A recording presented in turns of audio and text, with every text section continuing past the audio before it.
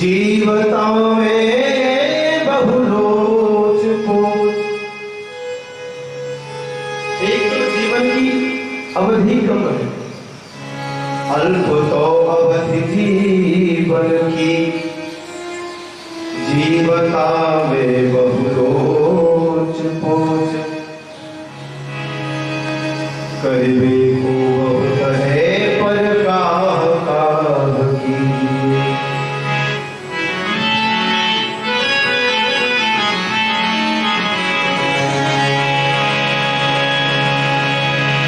काव्य की कला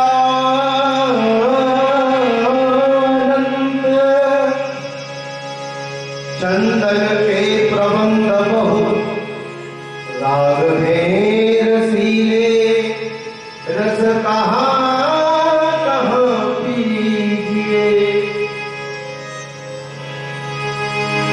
लाखन की एक बात तुलसी बताए रात, जीवन सुधारना चाहो तो सिर्फ राम नाम। बोलिए राम राजा सरकार की।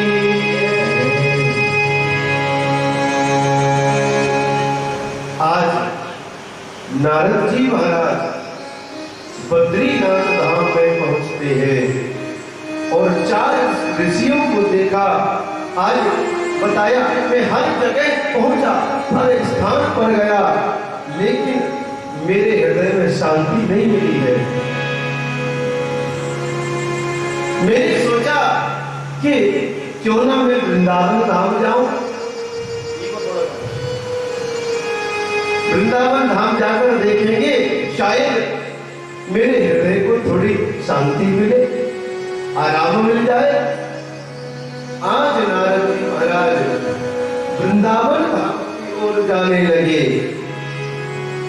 जो वृंदावन धाम की ओर गए, एवं पश्यन् कलेर दोषा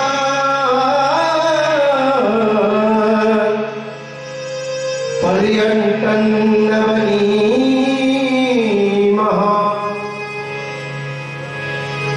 यमुना तटमापन्नो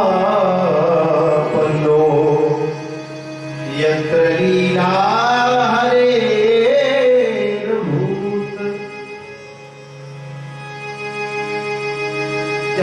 मेरे ठाकुर जी ने अपनी नित्य लीला की है, उसी स्थान वृंदावन यमुना महारानी के पावन कुलीन पर हम पहुंचे।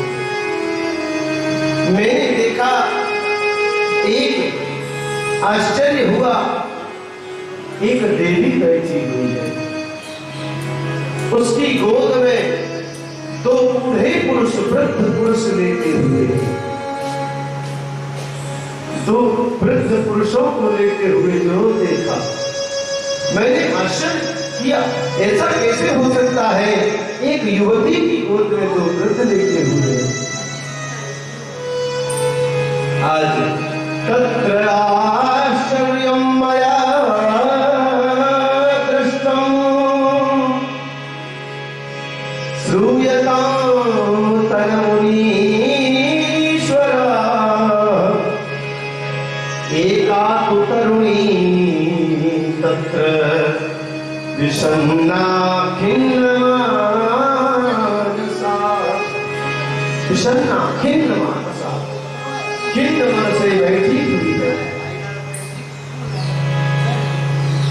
जो मैंने देखा कि स्त्री बैठी बैठी रो रही खिन्न मन से, मैंने सोचा मैं तो संत हूं ना, और संत को स्त्रियों से क्या काम। मैंने अपना रास्ता बदल दिया, दूर के रास्ते से जो जाने लगा, तो उस स्त्री ने मुझे देखा और कहने लगी, भो भो साधु क्षणमतिष्ठः मच्चिन्तामपि नाशयः दर्शनं तव लोकस्य सर्वथा गहनं परम्।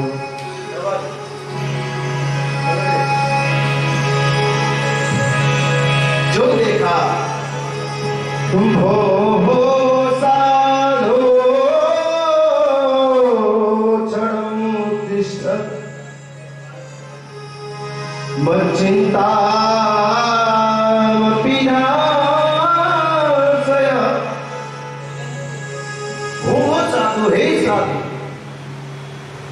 क्षण तिष्ठः, एक पल के लिए आप ठहर जाए, एक पल के लिए रुक जाए महाराज।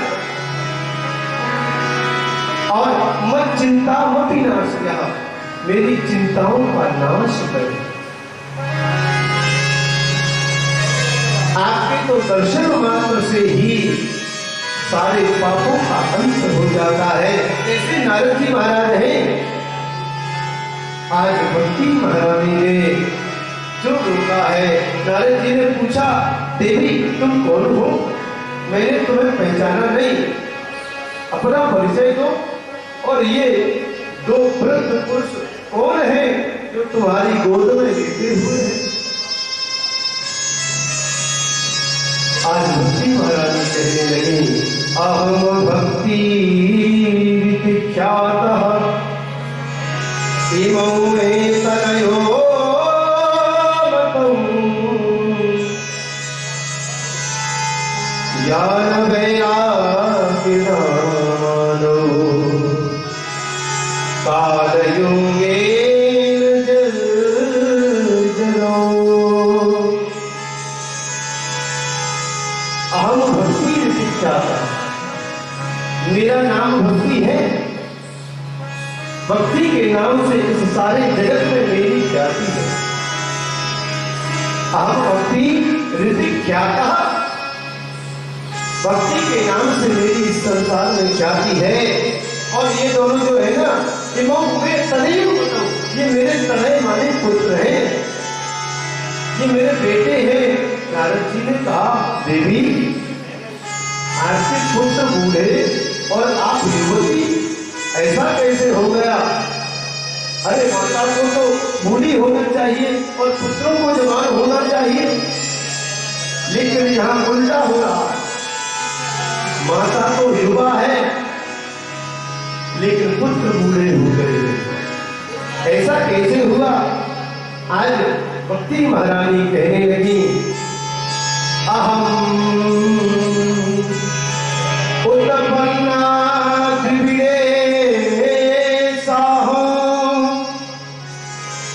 वृद्धिं कर्णाटके गता क्वचिन क्वचिन महाराष्ट्र गुर्जरे हीनतां गता। मैं द्रविड़ देश में उत्पन्न हुई, कर्नाटक में मेरी वृद्धि हुई, मैं बड़ी हुई, क्वचिन क्वचिन महाराष्ट्रे, लेकिन गुर्जरे जीर्णतां गता, जैसे ही मैं गुर्जर प्रांत गुजरात में पहुंची, मैं जीर्ण हो गई, मैं बूढ़ी हो गई। लेकिन फिर मैंने सोचा, मैं क्यों ना वृंदावन धाम चली जाऊं। जो मैं वृंदावन धाम आई तो वृंदावनम पुनः प्राप्य नवीनैव स्वरूपिणीम जाता हम युवती सम्यक प्रेष्ठ रूप तुषाप्रतम। मैं जैसे ही वृंदावन धाम आई, मैं तो युवती हो गई, जवान हो गई, लेकिन मेरे जो युवा पुत्र थे, ज्ञान और वैराग्य दोनों बूढ़े होकर धरती पर गिर गए, दोनों बूढ़े हो गए। आज मैंने आपको इसलिए रोका है यहाँ पर कि महाराज ये मेरे पुत्र बूढ़े हो गए ना, कैसे भी कोई उपाय करके इनको आप युवा बना दीजिए ना, इनको पुष्ट कर दीजिए। नारद जी ने कहा, देवी बस इतनी सी बात, मैं अभी इनको युवा बनाए देता हूँ। लेकिन हुआ क्या, आज नारद जी महाराज ने अपने पास जितनी भी चूरन चटनी थी महाराज सब चटा दी, लेकिन दोनों पुत्र युवा नहीं हुए। गीता का पाठ करते हैं बार बार, जो गीता का पाठ किया है, जब तक गीता का पाठ होता तब तक तो दोनों बालक पुष्ट रहते, चेतना में रहते। लेकिन जैसे ही गीता पाठ बंद होता, आज दोनों पुत्र फिर से वृद्ध होकर अचेत अवस्था में पड़ जाते। आज देवी भक्ति ने दोनों हाथों को जोड़कर कहा, महाराज आपने तो पहला ध्रुव जैसों का कष्ट निवार दिया है, तो मेरा कष्ट तो छोटी सी बात है। आज यहाँ पर भक्ति ने नारद जी महाराज की वंदना की है। बड़े पावन श्लोक है। जयति जगति माया यस्य काया धुस्ते वचन रचनमेकम्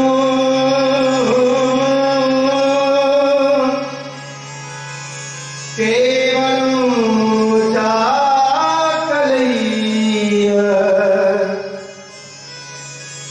ध्रुवपदमपि यातो यत् कृपातो ध्रुवोऽयं सकलकुशलपात्रं ब्रह्मपुत्रं नतास्मि।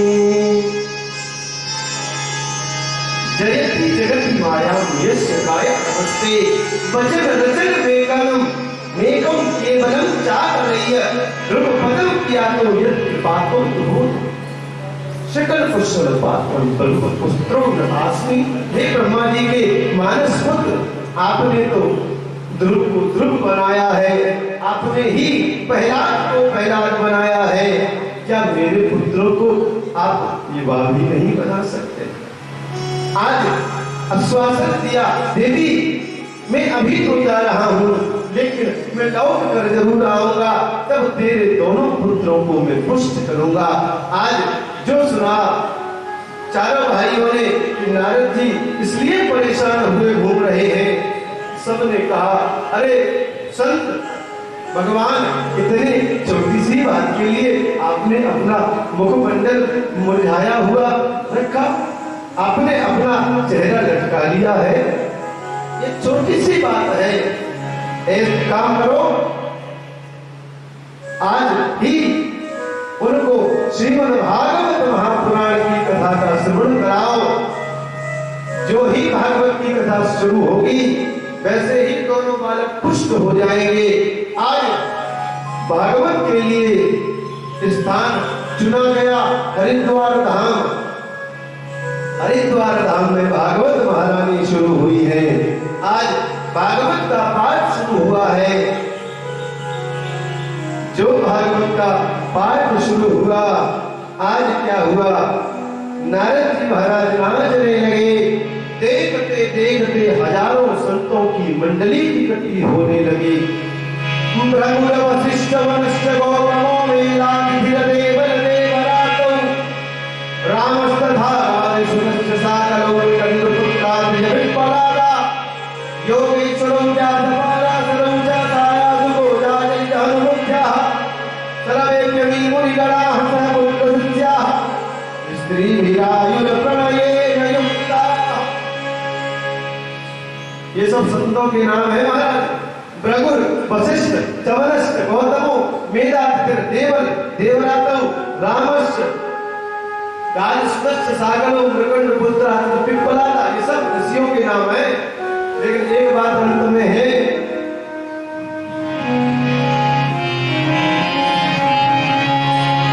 सर्वेभ्यः मुनिगणाः सह पुत्र शिष्याः